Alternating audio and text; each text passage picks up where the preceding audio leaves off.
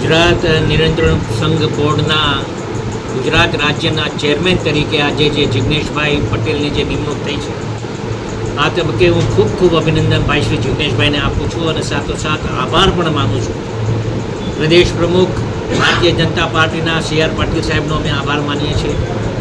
રત્નાકરજીનો અમે ખૂબ ખૂબ આભાર માનીએ છીએ. મુખ્યમંત્રીશ્રીનો ખૂબ ખૂબ આભાર માનીએ છીએ.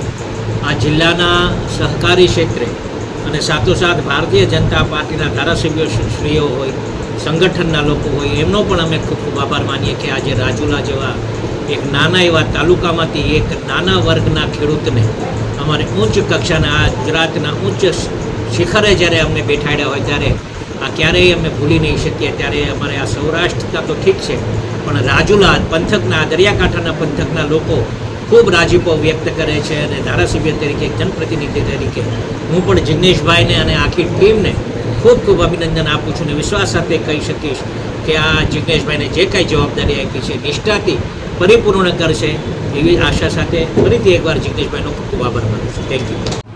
ગુજરાત રાજ્ય નિયંત્રણ બજાર સંઘના ચેરમેન તરીકે આજે મારી પ્રદેશ ભાજપ તરીકે નિમણૂક આપવામાં આવી છે, એ બદલ હું ભારતીય જનતા પાર્ટીના પ્રદેશ પ્રમુખ પાટીલ સાહેબ, રત્નાકરજી, પ્રદેશ સંગઠન, જિલ્લા સંગઠન, સહકાર સેલ, સહકારના અમરેલીના આગેવાનો, તમામ આગેવાનશ્રીનો હું આજથી દિલથી આભાર વ્યક્ત કરું છું. સાથે સાથે અમારા ધારાસભ્ય શ્રી હીરાભાઈ સોલંકી દ્વારા આજે જે અમને જવાબદારી રાજ્ય લેવલની જે આપી છે એ બદલ તમામ પાર્ટીના કાર્યકર્તા, તમામ આગેવાનોનો ખૂબ ખૂબ આભાર માનું છું.